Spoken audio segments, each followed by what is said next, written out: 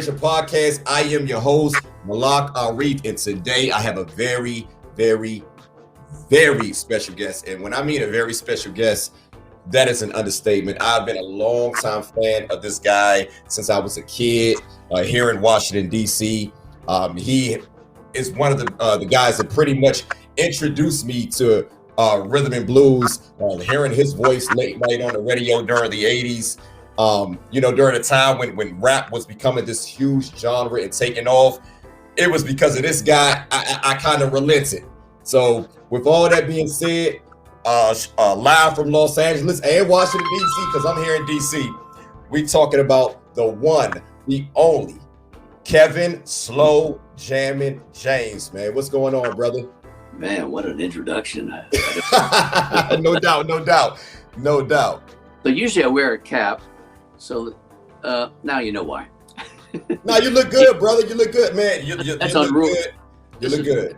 This is my normal look. No doubt. And we about to look. Hey, kid, I'm not going to hold you here long, but me being a longtime fan, I got to get these questions out. The people want to know, what's going on with Kev, man, especially the guy, the folks here in Washington, D.C., because we know you back in Los Angeles, so we want to get into all of that. Okay, you just ask any questions you want. Okay. And if you don't have the answers, I'll just make something up. Just make something up. I know that's right. So look, Kev, before we get started, we know we're still in a pandemic right now with the whole COVID-19 and everything. I don't even know if I should say that because YouTube might not ding me for that. So let's just, I'm gonna take it easy on this subject. But I know you recently had a bout with CV-19. So talk about that, man. Because I was a little scared for a second. Well, people get different versions of it. Usually it's a couple days, Right. with those normal symptoms, which I had, but then it went into full-blown COVID-19. I don't even remember. I was on the couch, and then the paramedics came, the ambulance came, they took me away. And so my time frame is difficult because I was out of it. I was in a coma.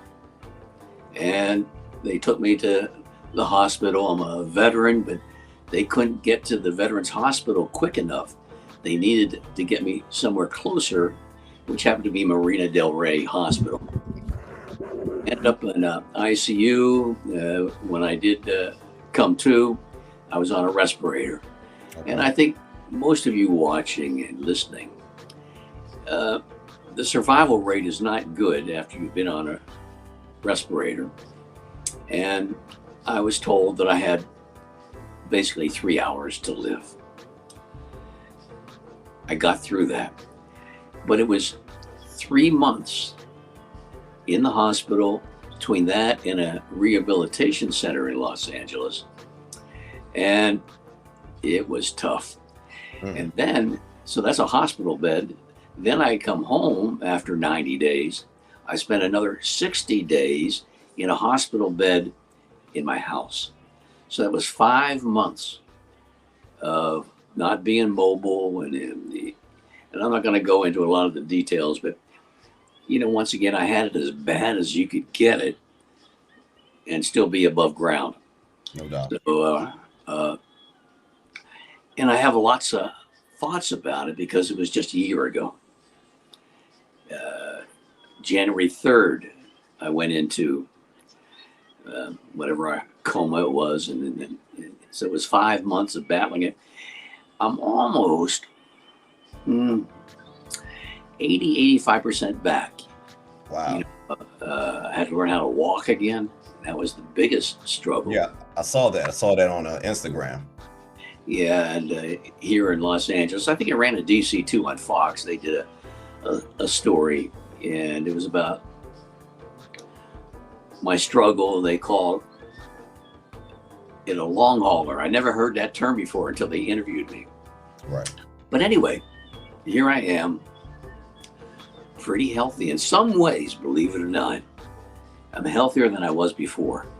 Awesome. So all the medications I used to be on, I'm not on anymore. So okay. God is good. God is good, no doubt. But And I'm prayer. glad I'm glad you made it through, because like I said earlier, I mean, you had me scared for a second. You have been one of the greatest contributors to radio, man, in my lifetime. As far as on air personalities, man. So it touched me, man, to see you going through that, and I'm glad you made it through, brother. But I do want to say, all the love people made donations. The listening audience, the people that I've been loyal to for years, have always been loyal to me. Right. And prayers, regardless of what your religious beliefs are, I'm telling you, all those prayers and thoughts and warm thoughts got me through this. No doubt. No, that's amazing, man. I don't even know what to say when like I said, I'm pretty sure a lot of people, a lot of supporters, the love was coming in, and I'm with you. I feel like that's one of the reasons why you're still here. So with all that said, man, let's go on to something a little, a little less, A little more positive, yeah. Yeah, something a little more positive. So let's switch gears for a second. I want to talk about your beginnings. A lot of people don't know the story of Kevin James, where the name come from. How did you make it into, what was your interest into radio? So let's go back to the beginning. Now, you're originally from Pennsylvania, I believe. Punxsutawney, Pennsylvania. My day's coming up, by the way. Okay. February 2nd, Groundhog Day. So that was where I was born. Okay. My dad passed away when I was 7. We moved to Philadelphia. So, a lot of people don't realize the distance between Philadelphia and Pittsburgh, right? People would say, "Hey, do you know so-and-so?" I was like, "No, you don't understand. They're 6 hours apart." But anyway, so from Punxsutawney, Pennsylvania to Philadelphia. And of course, Philadelphia, like DC, a great music city. Yeah. And I just fell in love with the slow jams, not that they were called that back then because I came up with the name, but I just like that moderate tempo thing, things I could sing along with, lyrics I could understand. So that was inbred into me like really early on, before I ever thought of radio or anything like that. Right. And after high school, I went into the Army. So I spent 4.5 years Okay. in the Army.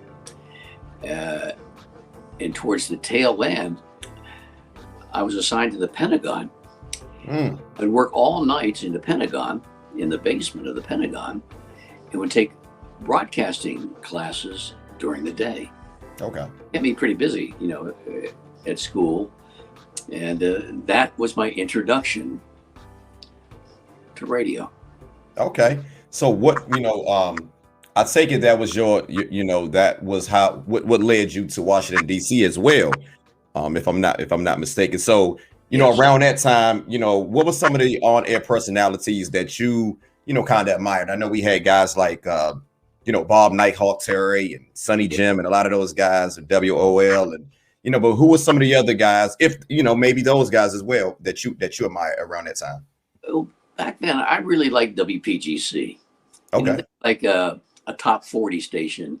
But, Columbus, Billy Price, who worked for WPGC. It's a kind of an interesting story. I'm going on a little tangent here. Come on, But let's Bob go. Raleigh, Big Wilson, and I was really young at the time. I just got out of the Army. And I was enamored with WPGC. Well, they were talking about their softball team, how great they were. So I called and I challenged WPGC to a softball game, which turned out to be a doubleheader. These were classmates of mine at the school. 3 women, guys, who were just people that had never even played ball before. Okay. So think of the Bad News Bears, multiply by 10's worse. Well, that's what we had. So we played, I don't remember where, maybe Wheaton or somewhere we played.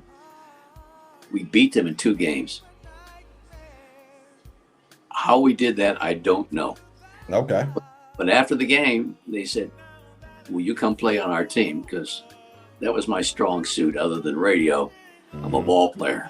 Okay. But ended up playing softball with WPGC, which transitioned into getting a job doing all nights at WPGC. That was my beginning.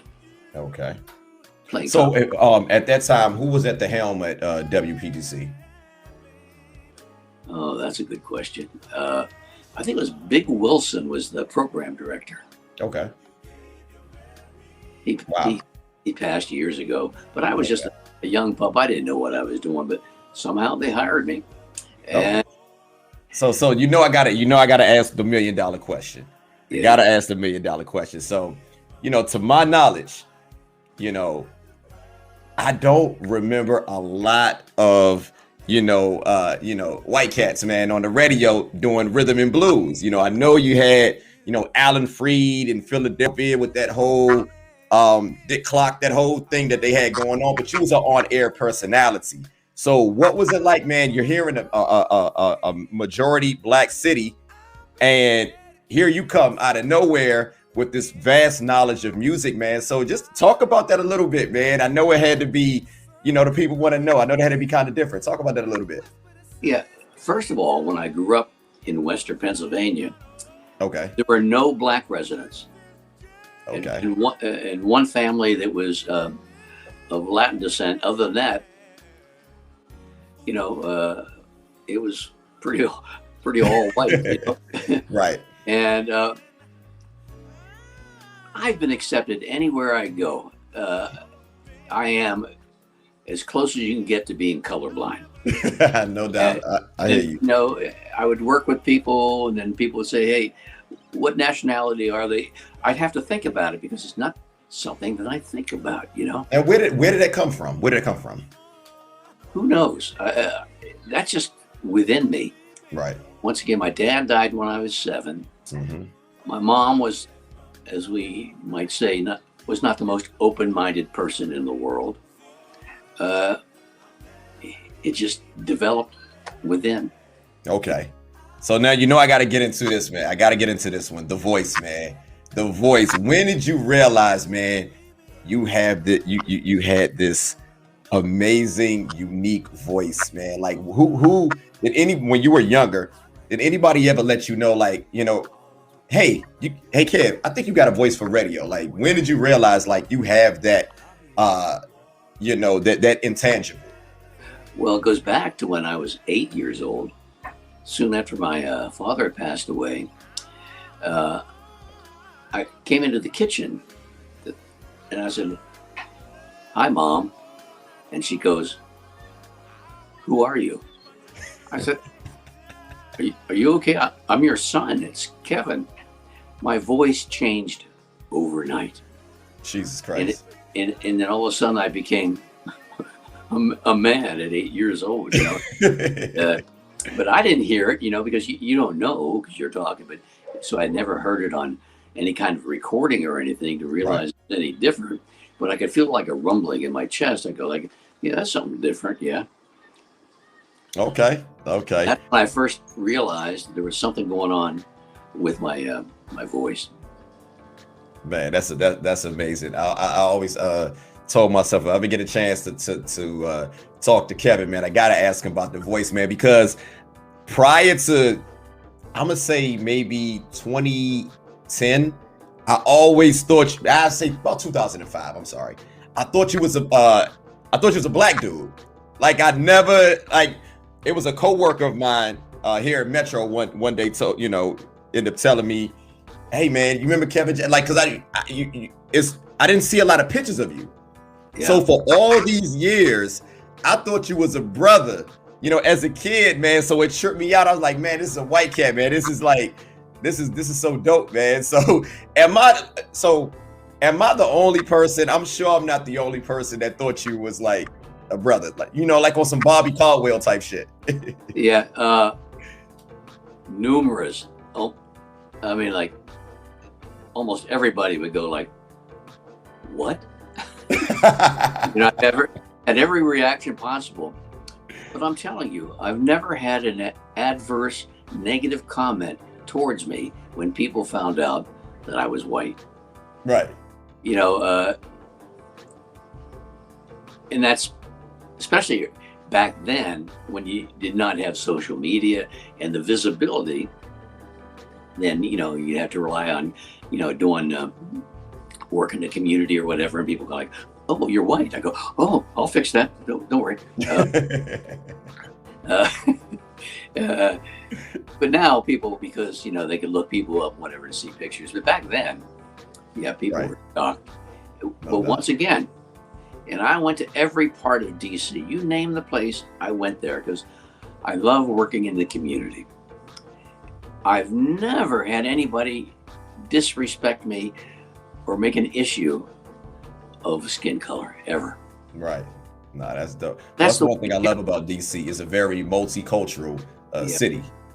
but it's the way you carry yourself. No doubt. I would go in these neighborhoods, and you know, sometimes fear is associated with hatred or not understanding.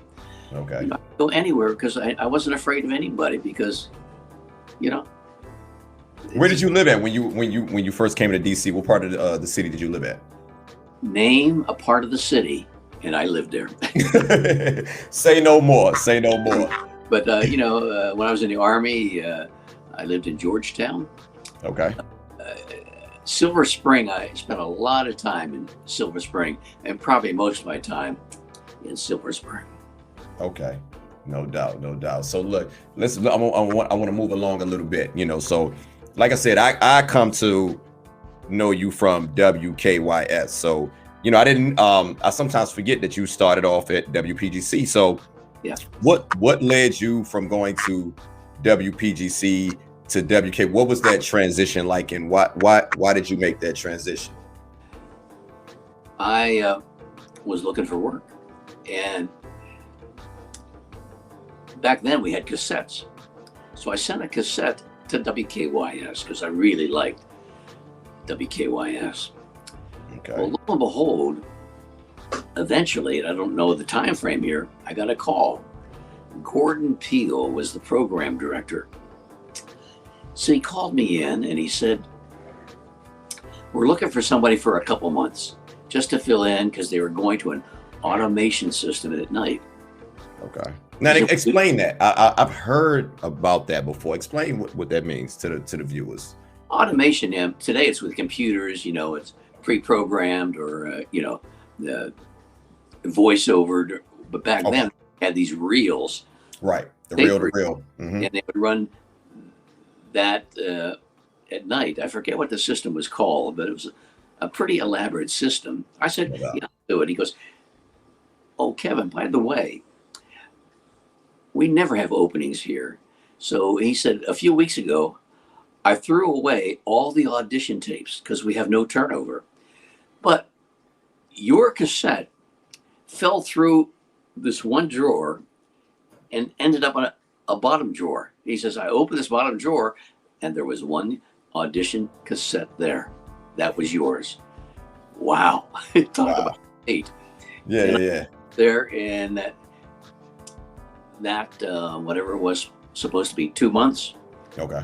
lasted like a long time. I Wow. just I got lucky, Yeah, yeah. It was meant to be. So, a lot of us, here in Washington D.C., we one thing we take pride in is our radio personalities. And I know at the time, like WHUR, you had Melvin Lindsay. Were you ever like you ever met him? Oh, I have great stories about Melvin Lindsay. Yeah, talk about him a little bit, because I could go all day about some of the on-air personalities. But share some stories about Melvin. So Donnie Simpson eventually became program director, Okay. and I was doing my show on the weekend, and pretty much I could play anything I wanted, 7 to midnight Saturday and Sunday. Mm. But I was a big fan of WHUR, and more specifically, Melvin Lindsay. So I played slow jams, but I didn't call the show anything. So down the line, Donnie says, "Kevin, let's name your show. I said, okay. He says, write down 10 titles that you would be comfortable with. So one day I make my list. He wanted 10. Well, my first one was Slow Jams. Then I had a bunch of others, and then he came into the studio. But I didn't know what number 10 was. I just ran out of thoughts. Right. So way back when, there was a player for back then, the Washington Bullets, named Manute Bol. Oh yeah, I got it. I used to have his jersey like right behind me. I just took the jerseys down and replaced them with records, but it's upstairs somewhere. Number 10. So number 10 was the Manute Bol Show. So Donnie looks through all the names and he goes, what's this? Number 10. I said, the Manute Bol Show. He goes, I don't understand. I said, Donnie, you wanted 10 names. Right. I couldn't think of a 10th. It's a joke. He goes, I don't get it. I said, well, you don't get the joke. I said, and you're a funny man. So anyway, we ended up condensing Slow Jams to the Slow Jam. The show did very well, and I owe it all to Melvin Lindsay. Did I copy him? To a certain degree, yes, but I used him as a blueprint of what I was going to do.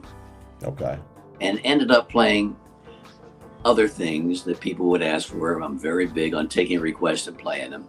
So it was a mixture of him and me, but eventually it became more R&B stuff, you know. And so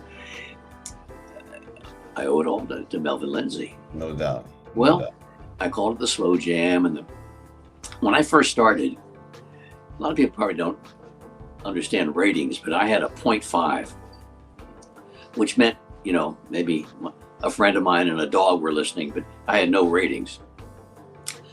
But as time went by, the ratings got really, really big. So, and then WKYS went to the trademark office and applied for the trademark. I didn't know they did that. Ooh. I went to the trademark office. I said, I'll trademark it.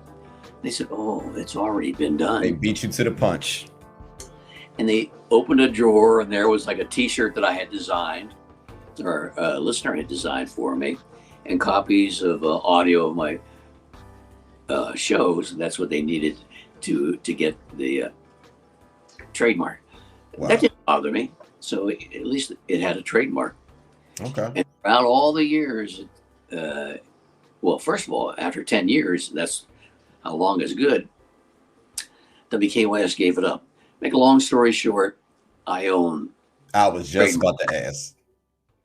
I own the Slow Jam trademark. No doubt. Now, you know, I gotta ask this because, you know, this interview is like a personal for me. This is a dream for me because I remember I was a young kid in love with rhythm and blues, and I never heard the term slow jam before until your show.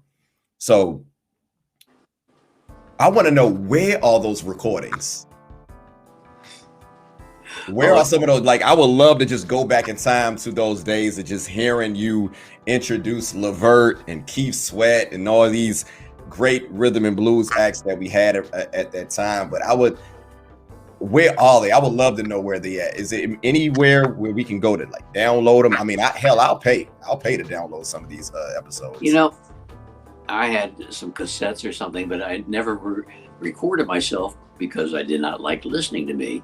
Therefore, you know, I don't have much. I'm gonna have to look through, you know, because I moved so many times. God knows where things are. Okay. Yeah, I think maybe I taped my last show before I left WKYS. Yeah. So around this time, so like I said, I mentioned Melvin. Did you guys have like? It's safe to say that you guys kind of had like a little friendly rivalry.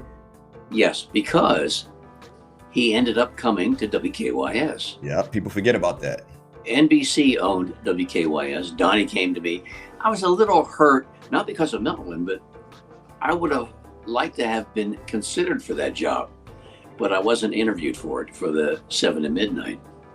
Well, they hire Melvin Lindsay, and I said, did you bring the name Quiet Storm with him. They said, no, NBC did not want to get into any legal entanglement, so Right. it's not coming. I go, well, I think that's a mistake. I said, Melvin is the greatest, but I think that moniker behind him, Quiet Storm, means a lot. So he changed the name of his show to Melvin's Melody. And, I enjoyed him so much. Can I tell you a couple of Melvin stories? Come on, let's go. Let's go. Come on, I'm here for it. Let's go.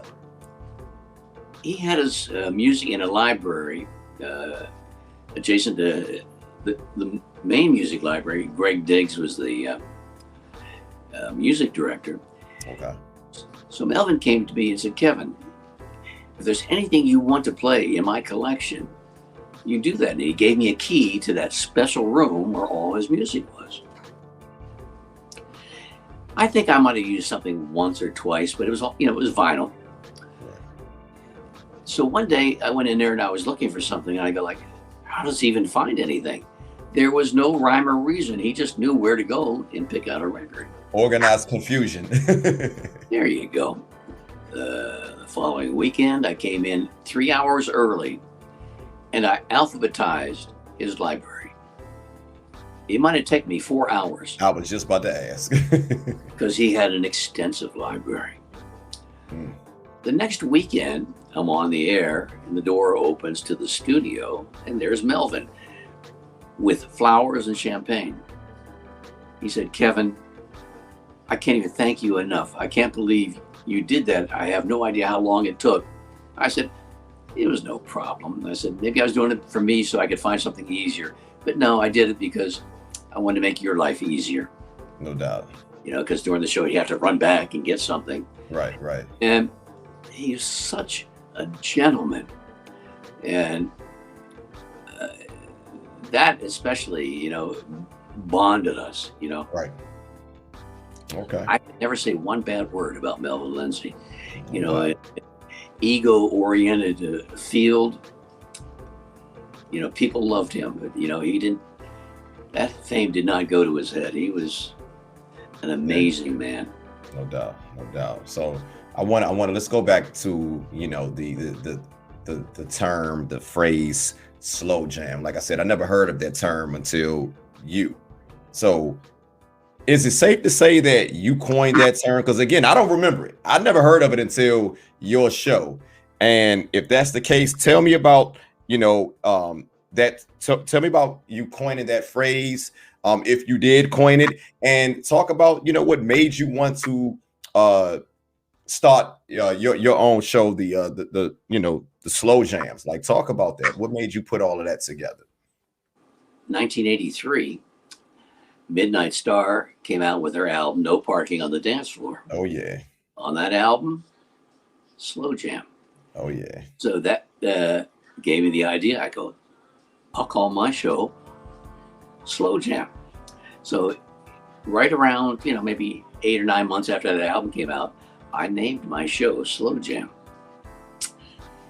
Being just Kevin James, I said, Kevin James, I said, I'll be Kevin, let me see, Kevin Slow Jammin James. So right. Melded together, But it was from that song by Midnight Star. I forget about that because again, I was just a little kid when that song came out, so I definitely don't remember that. So the first time I heard that term was through you, but you're right, it was the phrase was coined before your show. So but I think you popularized it here in Washington, D.C. Yeah, and everywhere, and people try to take credit for it, and I'm not saying, oh wow, I'm saying I'm the best. I was just the person to come up with that name. Right. So Slow Jam did emanate from that record and from me and Donnie Simpson and naming my show. And then that you came up with a good name when people start using it all over the country and all over the world. Right. And I probably could go after a lot of people right now because I own the trademark. So look, let's talk about that time, man. It's a very special time in pop culture and rhythm and blues culture. and definitely DC culture. So what was it like, being on the radio during that time, man? Being the voice of, the Kevin Slow Jammin James, man. What was it like, being that guy here in the city, man? Well, Talk about that a little bit. I was just part of the puzzle. There was Candy Shannon, Donnie Simpson, Jeff Leonard, Chuck Davis. The lineup through the day was amazing. The Captain Paul Porter, these were names synonymous with WKYS and DC radio. And once again, I was just to me just a small part of it, but somehow that niche, that slow jam thing, because bridging the generations. If we want to talk about it a little bit, come on, let's go. Bridging the genres, because I moved to Los Angeles in 1990, and that's because of Melvin Lindsay. Because I was not offered the job, and I was, he signed a $1 million contract. $1 million. A lot of people forget about that. Yeah. $250,000 a year. Bless him, he deserved it. He earned it. Yeah. But I was making $26,000. Whew. And I said, it's time for me to move on. And once again, there was no hatred, I knew it was time to go. Now I got to stop you for a second, Kev. What hours were you on? For the fans who don't know, and I'm not gonna lie, man, it was so long ago. I know I used to hear you at nighttime, but what were the hours that you were on around that time? 7 to midnight, Saturday and Sunday. Jeez. And the Sunday night was the one where it first started. Yeah, man, I remember them Sunday nights, man. Oh, talk about them Sunday nights. Whew. I remember hearing, you playing, James Ingram and, Anita Baker. I mean, Allison Williams. I mean, one thing I used to love about your show, you used to play the songs that you would normally not hear on the radio. You would play like the album cuts. So talk about that, man. Like, what was it like to, kind of break some of these records, man? I feel like you broke a lot of records that had went on to become classics, man. What was it like being able to be in charge of your own playlist? Just to break away just a little bit here. I think today's Anita Baker's birthday. I remember Candy Shannon coming in to me one day and said, "Who are you playing this Anita Baker? Who is this?" So pretty much I broke the Songstress album and Anita Baker, but I'll never forget Candy going like, "Why?" I said, "She's good." Right. Happy birthday. Yeah. We all January. You just celebrated a birthday, and I just celebrated. You just your birthday January the 8th. There you go. Yeah. I'm January the 16th. Nice Capricorn people. Yeah, there we go. I had to throw that in there. Had to throw that in there. But you know what? I had a thing where back then there was vinyl, and I just wanted to play good music. Right. So I would get these albums. I was never serviced by record companies. Sometimes there were songs, which I'll maybe tell another time how I found a song that became a classic in the trash can in the music room. But I would get albums and stuff that, Greg would just give me, say, "I'm not going to play this, I'm not going to play that," but, whatever. And some of those probably deserve to be in the trash can, but I found some gems. And a song that I really get a lot of response to, "Fade Away" by the Elements of Love. I'm gonna give before you say anything else, I want to give you 3 of my favorite songs that I remembered you playing that introduced me to these songs when I didn't know that they existed. I can remember 3, but go ahead. I want to finish. No, give me your 3. Okay. I remember 1988, 89. You played, I don't know if you remember this because you broke so many, you played Levert Feel Real. Now, at that time, Levert was huge. Like, they were so huge in Washington, D.C. I thought they were actually from D.C. I didn't know they was from, like, Cleveland. And I'm good friends with Mark Gordon, by the way. We got some things in the works. So that's another conversation for another day. So at that time, they had Addicted to Love. They had Pop Up Goes My Mind. They had Casanova, a bunch of hits.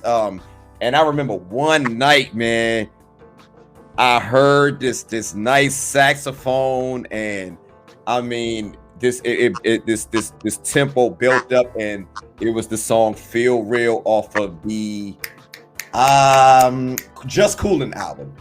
And you never would hear that song. Like, the only time I heard that song was on your show. Then there was another song by I'm trying to think of it. James Ingram, and it was on his first album, and it was called "She Loves Me the Best That I Can Be." Yes. Never heard that song before. Never heard. I remember you playing that, and then I remember you playing Miss Chalet. Probably, again, you probably don't remember this. Miss Chalet, if I can, Silly Love Song. Never heard that song before. Come to find out that Enchantment did that song prior. But those three songs still resonate in my memory. I remember you playing those songs like it was yesterday. So you introduced me to those three songs right there. Made me go get this the vinyl, the CD. Yeah. So thank you, brother. You're welcome. And I have to put a kudo into Donnie Simpson. He let me run my show, and as you know, even back then, right, computers just got introduced to studios, and you pretty much had to play what was on that computer. Right. He would question me sometimes because he didn't know some of the songs. He goes, "But Kevin, I'm not going to question your madness." That was his terms. And let me do what I do. Without his blessing, I could never been able to play some of those hidden gems. Yeah, that was the thing. That was the thing about you. You know, you played the hidden gems, man. You played the songs that we wanted to hear more often on the radio, man. We always knew, you know, Sunday night we're going to hear something that we probably overlooked, and you know, for some reason, man, it's just like you had the Midas touch, man. Your ear. You know, your ear for music, man, is just amazing, Kevin. I always wanted to tell you that, brother. Your ear for music is just impeccable, man. So, I mean, where did you get that from? Like it's almost second to none. It's not all me, because listeners would call. I mean, yeah, most of it's me. Yeah, I just came up with this stuff. Right. Because here's an interesting thing. We had vinyl, right? Mm-hmm. Before I would listen to something, I would put a piece of paper over the cover, because I did not want to see the visual of who was recording the song. Gotcha. I don't want anything to prejudice me from what I'm hearing on this record. Mm-hmm. So I would listen to something, and I go, I'm going to add it. Then you look and go like, oh, that's not who I thought it would be, you know? So I put blinders on it in that respect, just so I would judge the song on its merit and not on the gender or the race of the person recording it. It made no difference. And a quick story here. Come on, I've been waiting 30 plus years for this. Come on, brother, let's go. Let's go. I go into Greg Diggs' office, Greg Diggs, and he had the albums coming out of the trash. I said, "Can I have those?" He goes, "Well, Kevin, they're in a trash can for a reason." So I pulled 3 records out, took them home and listened to them. 2 I threw away, but the one really caught my interest. But in that time and period, I thought the lyrics were a little risque. I played it for a friend. They go, "I like it, but wow, those lyrics." I go, "I'm going to play it." So I started playing the song, and the reaction was phenomenal. Maybe after 3 weeks of playing this song, Donnie calls me and goes, "What are people talking about the song you're playing at night?" He says, "I know you're playing a lot of music, but what is the song everybody's talking about?" And I go, "Shirley Murdoch, As We Lay." So it went from the trash can to an all-time classic. I just interviewed her 4 months ago. Oh my.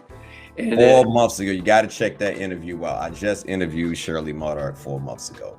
yep. And she told me about the making of the song, and it's a dope interview. Check it out when you get a chance. So, I mean, that's 1986, 87, something like that. Exactly. Wow, man, that's what I'm talking about. That's that ear. That's that impeccable music sense that you have, brother. And Go On Without You was on that album too. Another great song. I played that one. And years later, when I came to LA, I met her briefly. She was the warm-up for Roger and Zapp. You know, they work together. She's on Slow and Easy. Yeah. Right. She was a part of that whole Troutman camp. Yeah. So that was an example. Many. Oh, here we go. I knew there was something on my mind. A listener called me one night and said, Kevin, EU, I know they're a go-go band, funk band. I was about to get into some go-go shit, but I was like, you know what? Let me take it easy because we on some slow. We talking slow jams, but come on, I'm gonna let you run with this. Let's go. The album, the EU album, I'm forgetting the name of it at the time, came out on a Saturday. A listener called me that night and said, there's a song on the EU album. I said, EU? She says, it sounds like what you play. Yeah, man. People forget they had some slow jams. Go ahead. So it was in the studio. I previewed it for like 20 seconds. I go, oh yeah. I had it on the air like 5 minutes later. I got a thing for you. EU. Classic. So listeners would help me out because they know and do know and did know if there's something that to be discovered and I haven't, they'll discover it for me. So it was like a coordination between me and the audience, which has always been the case. Yeah. No, that's amazing, man. Hey, so Kev, you know, me being a longtime fan of yours, if we could, you know, one thing I love about you is your sense for great music, your ear for great music. I mean, if we could talk like, you know, if we could put you on an island with like 5 albums, what would your 5 albums be? Ooh. Well, I can tell you groups. Confunction is probably number 1. Okay, that's fair. Let's go to artists. Let's go. That's fine. Enchantment, E.J. Johnson of Enchantment. I love that group. Marvin Gaye would be right up there. Okay. Earth, Wind and Fire. But solo artist, I love Jeffrey Osborne. Of course, that was LTD and then Jeffrey Osborne. Yeah.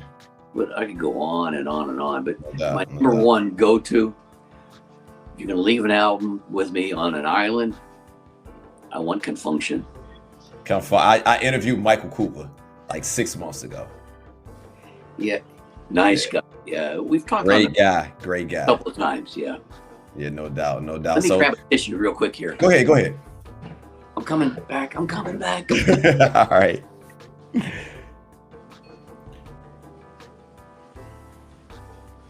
Oh, by the way, you see here behind me? I see it. I see you working. You're working. Yeah. So if we go here and you give me a name of a song, I can find it like in 10 seconds. Man, I know that's right. He got the library out. Okay. You said James Ingram, right? So I could go. Yeah, that She Loves Me the Best That I Can Be. I believe that was on his first album on Warner Brothers / Quest Records. Yep. Anyway, I've got 6,500 songs. So pretty much everything that you'd want to hear, I've got right back. Gotta love technology. So look, let's fast forward a little bit. 1990, you end up moving to Los Angeles. You know, what was that like? You know, as far as just moving from one coast to another. You know, have you ever, you know, prior to that time, have you ever visited the West Coast or? Briefly one time, and it was more like the suburbs, so I had no idea about Los Angeles. Okay. But I quit radio because I wasn't getting paid enough. I wasn't offered the job at WKYS. So I came out to do voiceover in Los Angeles. My voiceover coach, Maurice Tobias, said, Kevin, there's a station here in Los Angeles.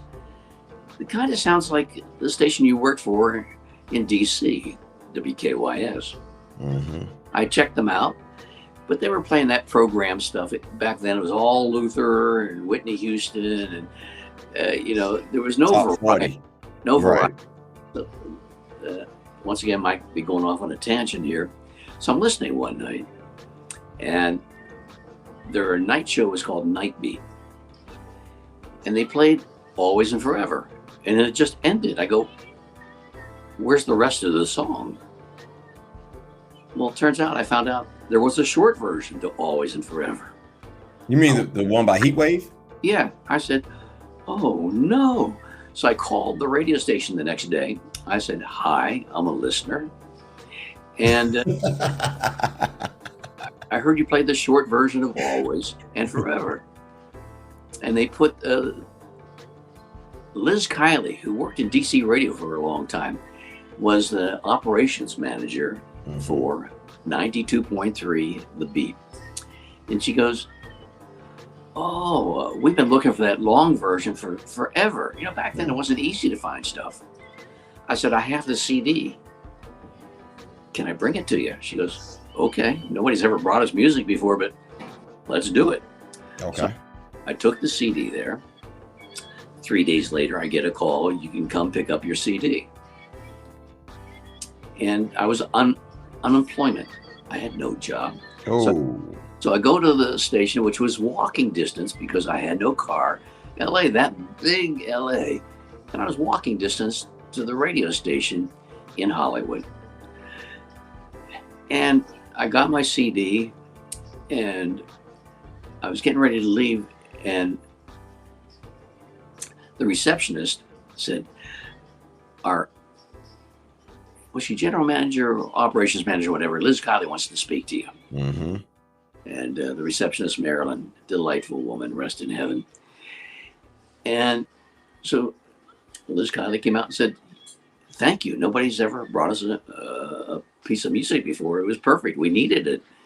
She says, Kevin, what's your last name? I said, James. Not the same Kevin James from DC radio. I go, guilty. That's me. And she said, are you looking for work? And immediately I said, no. Now, how brilliant was my mind back then? I'm walking back to my apartment. I said, I think I was just offered a job in radio in the second largest market in the United States. Yeah, man. Said, no. And I'm on unemployment. What was wrong with me? I thought about it and I said, I don't want to sound too hasty. So I waited a day or two.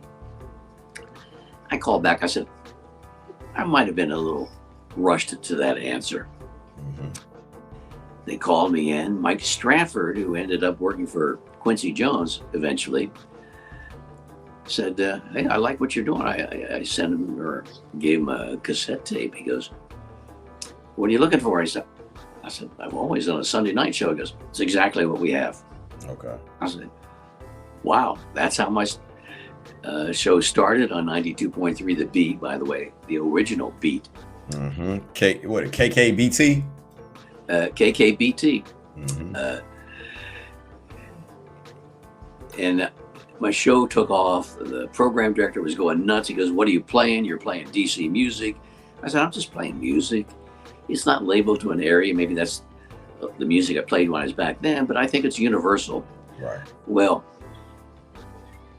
it took off. It went nuts. The show went nuts.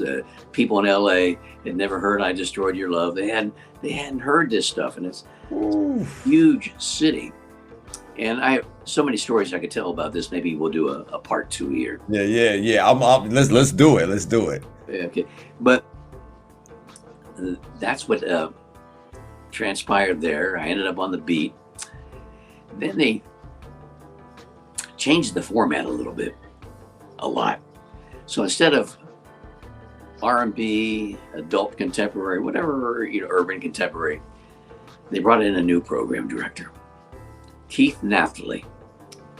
And I was not invited to the original meeting. They brought all new people from San Francisco. Okay. And then most of the people were fired. They brought in the new people. But I wasn't given a pink slip, but yet I wasn't invited to the meeting. Right. So I'm by his office. I said, "Hey, Keith." He says, "Oh, I know. We did not invite you to the meeting." He said, "I don't know what to do with you." He said, "Please go look for a job. You have our blessing." Mm. So he kept listening. And he called me in one day and he goes, "I'm still thinking about it." Yet I still had a job. Next week he goes, "It's marinating." I said, "That's good, huh?" He goes, "It's not bad." Right. Then he said, "I don't know what you're playing, but you are now a feature show on the weekend." I went, wow. In Los Angeles. They became, that might have been before Keith Naftali, but when Keith Naftali came, they became true to the streets. It became a real rap hip hop station. Mm. And, you know, that's when they said that we probably won't keep you. But he goes, "For some reason, I just like what you're doing. I don't even know what you're doing, but I like it." Yeah. Then an interesting part of this, a gentleman who I'll reveal his name in a little bit, went to the program director's office and said, "Hey, this Kevin James, you need him on the radio more. He's not on enough." He goes, "I'm in the streets. I know people are listening to this guy. Give him more time." I think I know who you're talking about, but keep going. Eazy-E. That was close. Who were you going to say? I was going to say Snoop, because I know Snoop loves rhythm and blues. Oh, yeah, we'll get to Snoop, but Yeah, go ahead. Before I knew Snoop. So Eazy-E and I became friends. I'd come in there some days just to talk to him. He had me record some stuff for his new album, which didn't happen because he passed away. But Okay. very class act. And when you go back to NWA, Eazy-E, Eric Wright, wow. Yeah. So I, bridging the genres, I guess that'll be my podcast. Bridging Yeah. genres. Talk about. Let's break this up a little bit. Because around this time, hip hop is ascending, Yes. and rhythm and blues is still the dominant genre, especially as far as like black culture, black music. But hip hop is coming. So, what was your take on the whole hip hop? The whole hip hop movement when it really started to take off around that time. Because we know Kevin James from being the slow jams guy. Just to finish up on Eazy-E, the day before I moved Go ahead.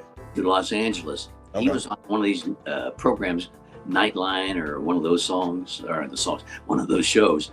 Right. And I was saying to the TV, "I don't like this man. They're talking about cop killing and all this." I go, "Who is this man? I don't like him." Well, that's the same Eazy-E that I meet. What are the odds of this? At the beat, and becomes friends of mine. Reveals all this valuable information in history. Loved Eric Wright. And that was the start of realizing that I was being followed by people in the rap and hip hop game, because they were relying on me to play things so they could sample them, because they knew I would play things that the average radio station didn't play. Mm-hmm. Down the road, I'm friends with Martin Lawrence, and he and his sister used to call every weekend at WKYS to hear Chapter 8, "I Just Want to Be Your Girl." Oh, Anita Baker. Yeah. So that's before she started her solo career. Yeah. Anyway, so I had that relationship with him and his sister, Ray. Come out to California. He invites me to the taping of the Martin Show. And I'm going to brush through some of the stuff, but that's where I met Snoop. And the night before, he was on the Arsenio Hall show with a very controversial interview. And when I watched it, I said, "I love this man. I've never heard anybody so truthful in my life. I remember that episode. Oh, Now, Snoop was at the Martin show. Was this the episode that Snoop was actually on? Because I remember he was on Martin one time. okay. This was that was later. Okay. But in the first, and I don't know why they had him there, but maybe they had ideas for him. But it was a Christmas party on stage, and I look off the stage, and I'm looking, go, there's a man sitting by himself, and I never like anybody to be lonely. There's a man sitting there in a director's chair off stage. I said, I'm going to go say hi because I feel bad for them. Maybe, I don't know. I go up to this gentleman, I said, then I realized it was Snoop Dogg. I said, hey, I know you're just chilling.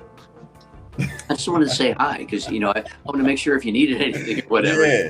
He goes, do I know you? Do I know you? I said, no, you don't. He says, yeah, oh, I do.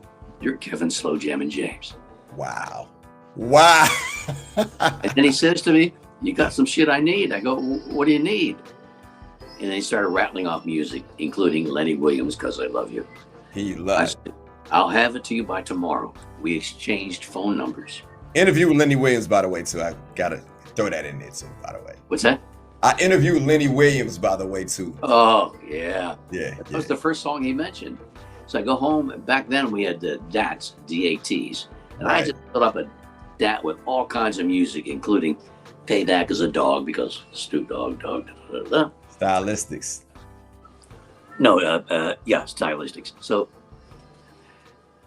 I called him the next day. I said, where do you want me to bring the music? I got music for you. I got everything you wanted, plus a lot more. He said, can I come to the station? I've never been there before. I said, Snoop, I just met you. I don't want you to think that I'm giving you something to get something in return. That's not that. I'm just going to give you the music. He goes, I've never been to the beat. I said, sure. But I had to clear it through the program director. And I said, can I bring Snoop over here? And I swear the program director almost fell out of the chair. He goes, Snoop Dogg? Yeah. So now for the audience, real quick, I got to say this. I got to interject. I know people, they say, oh, Malak, you always stop in the interview. But I got to say this real quick. At this time, Snoop Dogg was the biggest rap artist in the world. Arguably one of the biggest artists in the world. So we're talking about 92, 93. So I just got to give some context to what you're talking about. So go ahead, Kevin. Especially that first album, Doggy Style. Doggy Style's crazy. Which you're wearing that jacket. The jacket is from people who may not know. Commercial time, Snoopy's Clothing in Los Angeles near Softball Stadium. You can get a jacket that looks like this. Yeah. Like this on the back. Check it out. No doubt. If you're watching, I did my job. Shameless plug. Go ahead, kid. So the program director was like amazed. You're bringing Snoop Dogg. Snoop Doggy Dogg. You're bringing him to this radio station. I go, yeah. He goes, I have a little bit of a cold, by the way. Anyway, he comes to the station. I said, beware, they're going to ask you to do stuff. They'll put you on the radio. They're going to ask you to do drops. I said, I want you to know that I would have taken that music to you and given it to you anywhere. He goes, Kevin, it's okay. He comes. Sure enough, they put him on the radio with Lisa Canning doing a night beat. Right. Then there's a little bit of a ruckus. Uh-oh. Some man came to the gate, a very heavily guarded I think facility. I know who that is. Suge Knight. There we go. Breaks down the gate. Comes in there. He's having a conversation, kind of some yelling. They go into a room when they're yelling at each other. They come out. I said, Snoop, after I got him to the side, I said, are you okay? He goes, don't worry. That's just Suge being Suge. But I'm going like, oh my God, what happened? What did I do here? Right. then they had him in there doing drops, and this is kind of funny. So he's doing his rap drops. For those that are wondering what a drop is, it's just mentioning, like, let's say, bridging. Basically, what I asked you to do earlier. Yeah, so it's a drop. So Right. he's doing all the drops for the different DJs, and then he starts doing it for me, and he's doing it rap style. I said, Snoop, hold on, stop the recording. He goes, what? I said, I do slow jams. You're doing me a rap intro. He says, look at Kevin James trying to be a director. He goes, look, he goes, I like it. So he did some. I have some. I'm gonna play it on the air. Some classic ones he did for me. Right. And at the time, from some stupid thought in my mind, I changed the name of my show to The Love Affair. Oh, okay. And I came back to Slow Jam. But anyway, that was Snoop. And then another time, I took him music, and you ever heard of Roscoe's Chicken and Waffles? Roscoe, of course. I've been to Roscoe's at least twice. Okay. In Los Angeles, yeah. The main one on Melrose. That's the one I've been to. That's where I took Snoop another set of music for him. I said, where do you want him to meet? He goes, how about Roscoe's? I said, I'll be there. Yeah. And I said, I got to do it quick because I got to come back home. So I park up, at a meter. I look over there, and there he is outside. And I run across the street, and I said, and I think I might have had a CD recorder back then because, it was early on. And I gave him the music. And I said, oh, uh-oh. So when I turned to look across the street, the meter maid was getting ready to write a ticket. So, I run across the street. Too late. She goes, I already put it in the system. I know that feeling. And here in DC, they don't play. Yeah. They I don't go play. back across the street, and all Snoop said was, I would have been there. I was part of the term, too slow getting across the street. He said, I would have been there. Yeah. And obviously this has developed into much, much more my relationship with Snoop Dogg. And back in the day, my first time, Death Row Records is actually Can-Am Studios in Tarzana, California. Mm-hmm. So Snoop called me one day. He goes, I need a copy of Shirley Jones, Do You Get Enough Love? I said, I can bring it to you. That was my first time to Death Row Records. And Well, talk about that. What was that like? Because people don't understand the height that Death Row was at that time, man. For my young listeners, for my young viewers, it was something that I doubt you'll probably ever see again. So talk about it a little bit, Kev. I didn't even know myself the magnitude of where I was and what I was doing. Right. But I brought him the CD. Then, and he ended up doing a song, Do You Smoke Enough Bud? Do you get enough love? Do you smoke? Anyway, he used that song as a sample for his song. Then other times he'd call me in to do drops. Then I ended up in the studio with him and the Dog Pound. DPG. And I'm just sitting there like this, smoke everywhere. I couldn't even sleep. Dogs barking, and not barking, but there were dogs everywhere. Yeah. Just minding my own business. I'm sitting there just like this. Snoop says, KJ. I said, yeah.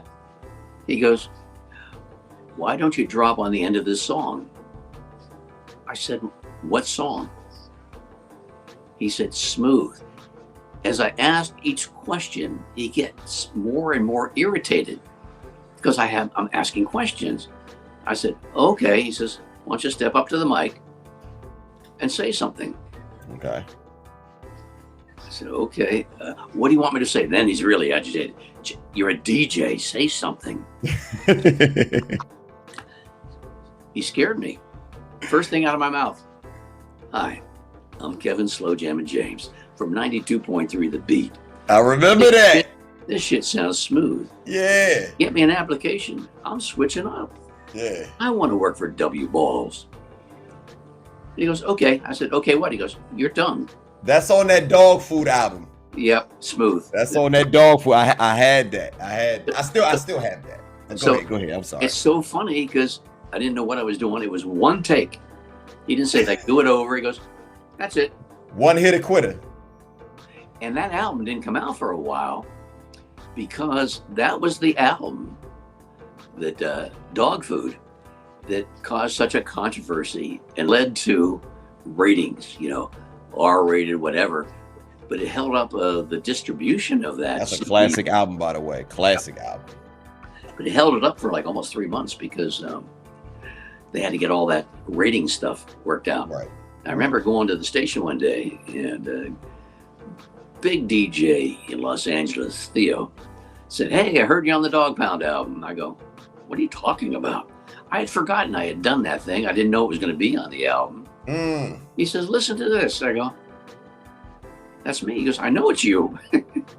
So that's how I found out about it. And another little funny story, I sent the album to my mom because I was proud.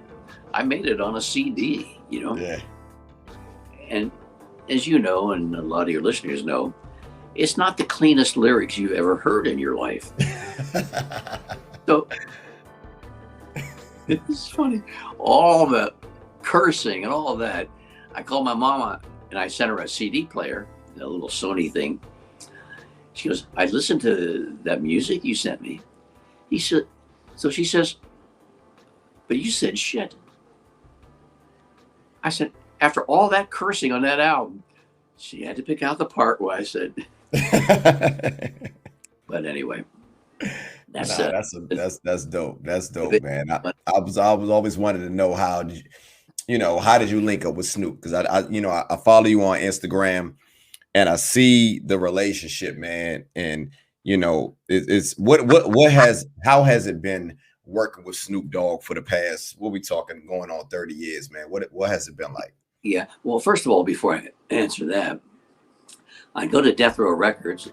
One day I'm standing there and Tupac walks up. Oh God. He said, hey, and he says, hey, you want a cap? I go, yeah. Then as I did the different recordings there, I did a lot, by the way. Every time I walked out, and if you saw Straight Outta Compton, of course, they showed the inside of the Can-Am Studios.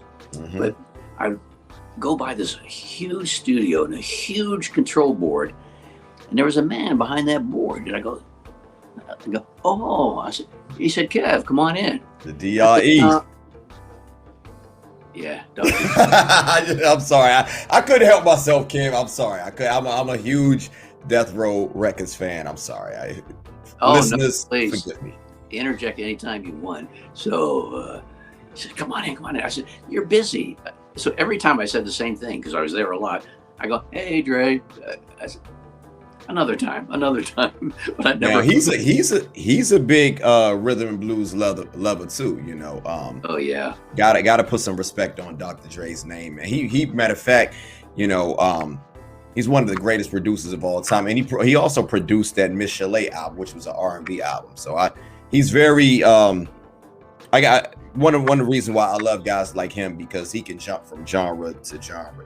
He's not just limited to hip-hop. Just like Snoop, their understanding of whether it's Frank Sinatra or Lionel Hampton or whatever. Yeah. Their knowledge is beyond anybody I've ever been around, to be honest with you. But that experience there, doing all those drops, and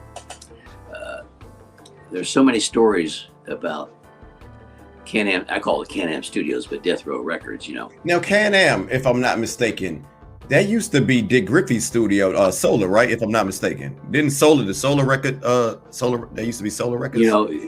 I don't know, but I wouldn't be surprised. There were beautiful studios.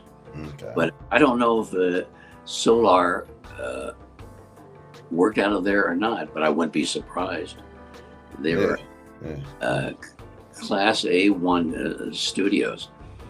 But I'd be in there. One day I'm in there recording. I think it was for that part. remember saying, "You got much love from the Dog Pound, the LBC," and I was doing something for South Yeah, Central. that shit tripped me out. I'm sorry. That shit tripped me out when I heard you on a dog food album. I was like, what the heck? I never in a million years I would thought Kevin Slow Jammin James would be on a dog food album. I'm sorry. Like, I can remember breaking open that CD and just listening to that. So it just hearing this is like a dream come true to me. You know, I'm sorry. But how did that happen to me? I don't know. I'm an R&B basically guy, but I got embraced by the rap and hip hop community, and that's just continued on and on. Real quick about Michelet. I used to go visit my mom in Philadelphia. She goes, "I know you're going to go to get a cheesesteak. You're going to go, and then you're going to go record shopping, but I'll see when you come back." She lived in Center City. So I'm at this record shop in the middle of Philadelphia, and this guy says, "Hey, Kevin, we've got something here. We're not going to play it, but..." Now records. So when we talk about Repo Records, that's my favorite record store in Philadelphia. Repo Records. No, I can't remember the name of the store. On South Street, right across from Ishkabibbles cheesecake. Oh, Ishkabibbles! I love Ishkabibbles. Yes. But 3rd Street Jazz was one place, but this was. It'll come to me eventually. No doubt. Go ahead.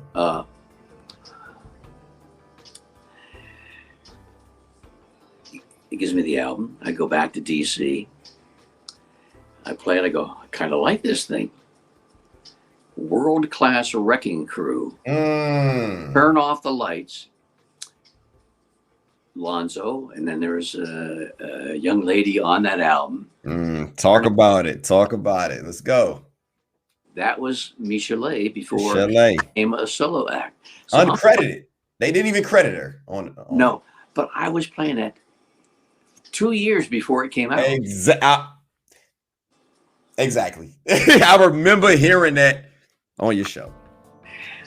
I go to Los Angeles, and so the time frame might have been like a year and a half, 2 years later. They bring the song out like it was brand new. I said, "Oh my God, I've been playing that thing for 2 years." And, that's what I'm talking about, Kib. That's that impact, man. You just got this keen, man, these spidey senses, man, for just great music, man. Yeah, so on there, Dr. Dre, and I think there's a song called Lovers, where Dr. Dre, he was really young at the time, doing a little DJ thing.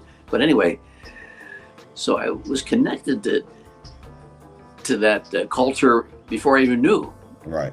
So 2 years later, they start playing the song like it's brand new. I go, "This is not brand new. Right. I played this 2 years ago." Yeah. So I gotta ask you this, Kevin. I want to get ready to wrap this thing up, man. What was the difference, from transitioning from Washington D.C. to L.A.? What was like the culture as far as like rhythm and blues? We know these legendary hip hop acts, such as N.W.A. and Snoop Dogg, Tupac, a lot of these guys, man. But as far as what was the reception like for you, and what was the reception like for rhythm and blues in general, compared to Washington D.C.? They were way behind. It was just the fluff stuff, the fluff music, the everyday songs that you hear anywhere. Right. Then I was playing these deep tracks, whatever you want to call them. Guy by the name of Roger Clayton called me. I didn't know who he was. But he was like the godfather of some of the music in LA, Uncle Jam's Army. And he befriended me. He goes, "I don't know who you are and what you're doing, but it is doing things in LA that have never happened before." Wow. You're playing music. In some cases, the music has never been played in LA. You're doing something like, and then he owned record shops. And then I ended up, there's so many stories I could tell you, but I ended up going to South Central DJ Records and do appearances with my Slow Jams, the Timeless Collection series. Yeah. I wanted to get into that. What led to that? Let's jump into that. Okay. You got a collection series of Slow Jams that was released on CD. How did you get that? How did that come about? I played softball with Eric J.T. Turner at WKYS. I'm a big ball player. He ended up coming to the West Coast and worked for Capital EMI. Mm-hmm. He calls me one day, says, Kevin, I want you to meet somebody over here at the label. His name is Tom Cartwright. So I go over there, just, hey, I'm going to meet a friend. Hi, hi, hi, hi, hi. They were doing slow jams of the 70s, slow jams of the 60s, but they were, decade produced. He Now, says, was Larkin Arnold, was he still at Capitol Records around that time? who? Larkin Arnold. He's the guys that founded like Frankie, helped,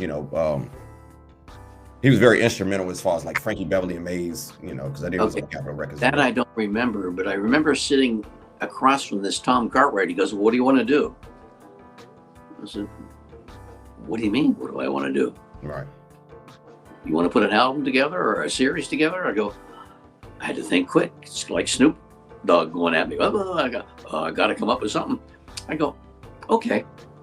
He says, what do you want to call it? I go, well, you have the 70s and the 80s and the 60s and 80s. How about Slow Jams, the Timeless Collection? That's it. That fast. I hadn't thought about it. It was just off the top of my head. Right.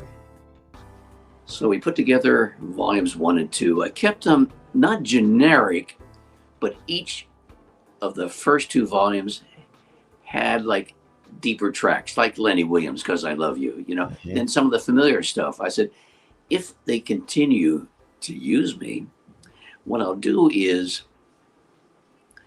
get deeper and deeper. So volume 1 debuted on the charts, the top 100, not R&B, just the top 100, like at number 42. Pretty good. Yeah, it's folks who don't know. Really, that's a big deal. That's a big deal. And then volume 2, I think, was number 67. They were amazed. Then ended up whatever it was, 9, 10 volumes of that. But I didn't get all the songs I wanted because you have to get the licensing rights to these songs. But I got pretty much what I wanted. Okay. Even Tom would go, I don't know what that song is, but I trust you. I actually went to a place in Hollywood where they put it together and, assembled the tracks. Right. And I said, can we, because most people, when you listen to a CD, there's like 2-3 seconds and then the other song starts, right? Same on an album, you wait. Right. I said, is there any way we could just close that gap with just a sliver? He goes, we can do that. We haven't done that. I go, can we do that, please? So I'd be there cueing them at the end of a song. They had the masters, by the way, of these songs.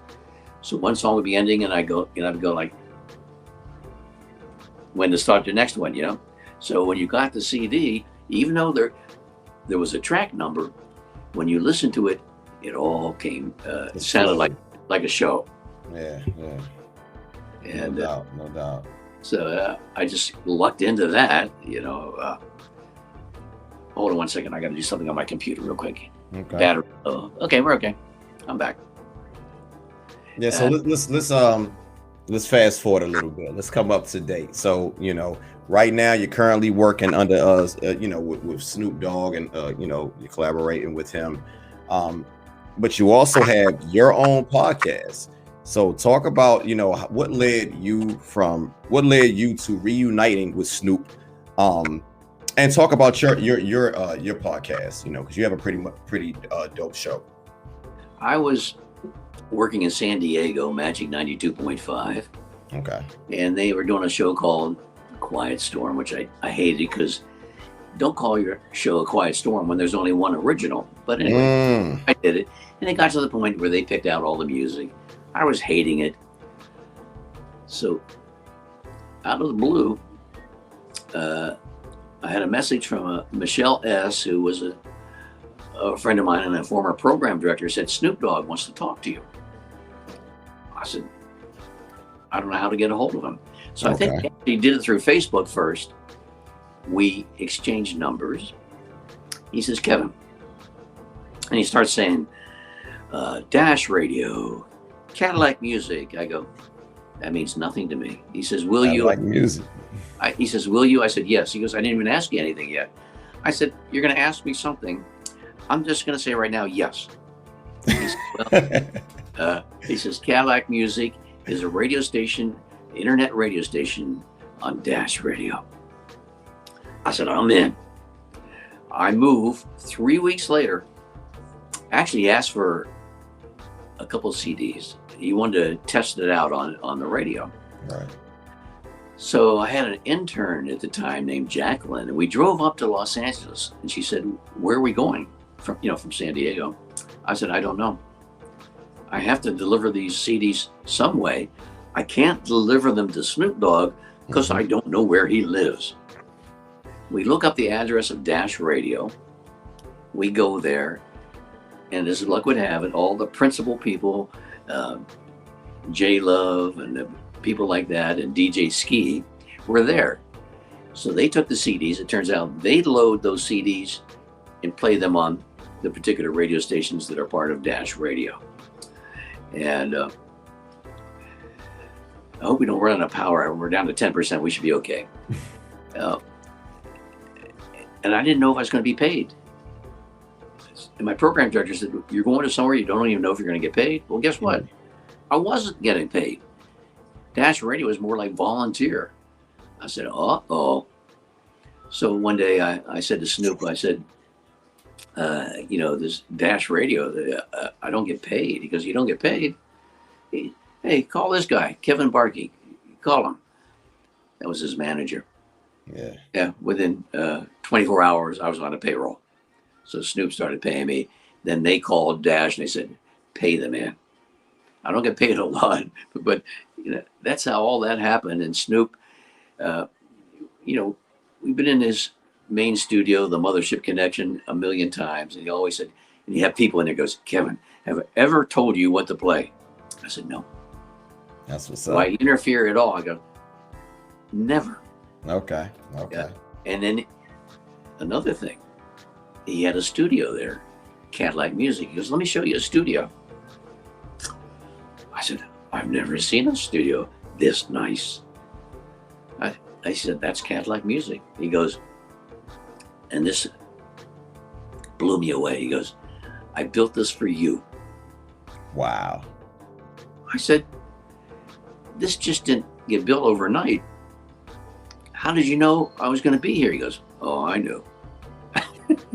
What's the movie Field of Dreams? If you build it, they will come. Yeah, pretty much that was it. In his mind, he will come. And that's how it happened. So No doubt. it's been a journey. That's amazing, kid. I want to talk about your you being very modest, man, but let's talk about your platform. You have a dope podcast out. What's the name of it, for the listeners who may not know, and where can they go to tune into this? And again, how did you come about just coming back with your own platform in the digital age, the whole technology cyber age? Yeah, it's only been a few months ago, but I know I had stories to tell. And believe it or not, I started podcasting in 2015. Okay.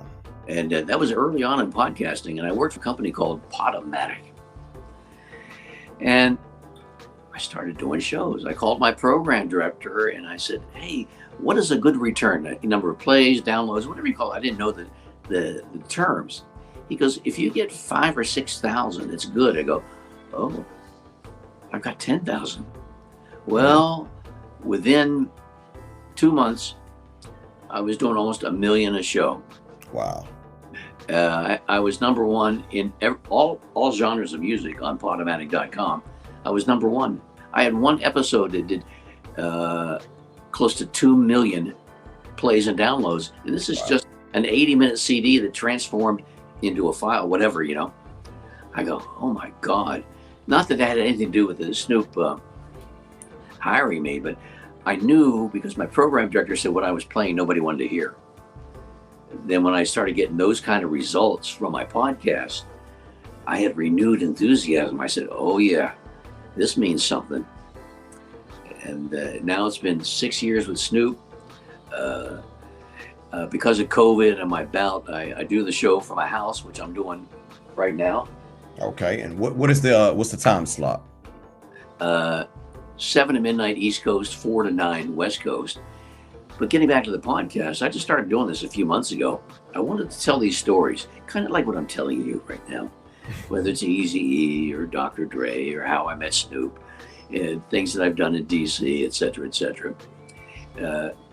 And I started doing these podcasts, and it's a way to, because I was getting ready to write a book, which I am, but these stories were pretty much what I was going to tell in the book. You know, I just wanted, I like storytelling, you know, I enjoy it. Right. And it's Kevin Slow Jammin James, either on slowjam.com. Okay. All the episodes are there. Anywhere where there are podcasts, Spotify, Pandora, Google, Amazon, Apple. So they're up all those platforms. Check it out, man. Y'all got to check it out. I heard a couple of episodes. It takes me back, man. Just hearing that voice, man, is dope. I really enjoy it, brother. You got a dope thing going on. The interesting thing is, well, not interesting. I just wing it. You know, if I'm making mistakes or whatever, I just go onto the mic, because if you do that without any script or anything, then it comes across more natural. You know? I know the feeling. Like this interview right here. This is unscripted, by the way. Oh, I know, because one thing I learned early, you know, you can prepare all the questions you want. Yeah. But you ask first question, you can ask that one. That'll lead to an answer. And there you go. That answer will lead into another question. Yeah. In the back of your head, you wanted to talk about this, about that. It's a conversation that leads into maybe even other areas that we're exploring, you know. You get it. That's what I'm talking about. So look, Kev, man, I hate to wrap this thing up, man, but it has truly been an honor talking with you, brother. I would love to have you back on the platform. Hopefully my co-host, she'll be here with me. But I love what you're doing right now. Keep up the great work, and you know, it's been an honor. You know, anytime we could do this, as few or as many times as you want. What's your co-host name? Deandra. Andre. She don't like me mess that up. Some people call her Deandra. I used to call her Deandra, but it's Deandra. Deandra. Yeah. And we'll catch you next time. But anytime you want to do this, and is there a way for this to be playback where I want my listeners? Yeah, no doubt. I can send you this. You know, I can send you the video, or I can send you the audio. Either or, it's not a problem. Yeah, because I want to share that. Oh, thanks, brother. Appreciate it. We what we have here is, I feel, is very special, but you know, we can use all the support, and as long as we continue to have guys like you, I feel like, you know, we're continuing to bridge that gap and continue to preserve the culture, which I feel and I know that you are doing as well. So I'm just honored, brother. I'm honored to have you on and to be a part of this whole thing. I'm just as honored on this end, and it's important what you're doing, because history, in fact, history is maybe made today, whatever. It's important.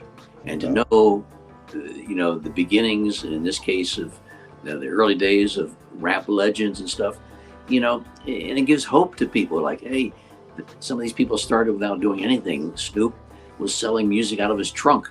Right. You know, and there were trunk sales. So everybody starts at the beginning, and usually the beginning is not at the top. No doubt. Well, brothers like you have, you know, guys like you have inspired me. And, you know, I thank you so much, man. This has truly been a dream of mine. This has been an honor of mine. Words can't explain, Kevin, man. Thank you for being a part of this episode. And I would love to be able to do this again. Thank you. Hold on. Let me do another plug. Hang on. Come on. No doubt. Come on. Let it. Yeah. Okay. Daz Dillinger. Wait, hold on. There we go. Daz legendary Daz. Very close contact. Daz and Corrupt. Shout out to Daz and Corrupt. I know Daz, he just lost his mom. Yeah. It's tough, but he listens to my show at night, and he sends little videos on Instagram, etc. You So connected, Kev. You connected. We gonna have to talk offline. We gonna have to talk offline, man. But again, I'm Malak Arif here with the legendary Kevin Slow Jammin James. We about to sign out. Before we get out of here, you have any final words, Kev? thank you for listening to this show, which is really, really important, this podcast, because you are really what the name of the show is. You're bridging time. And it's important for maybe some of our listeners are into music, whether it's R&B or rap, and to understand, that nobody's handed anything to you. And, you learn from other people how they made it, whatever. And I'm hoping that this inspires people. And I'm sure your shows inspire people. Thank you, brother. Thank you, man. That was very touching. I really appreciate that. I'm humble. So with that said, I'm Malak Arif, Kevin Slow Jammin James, man. We are out. You take care, brother. Have a good night. All right, peace.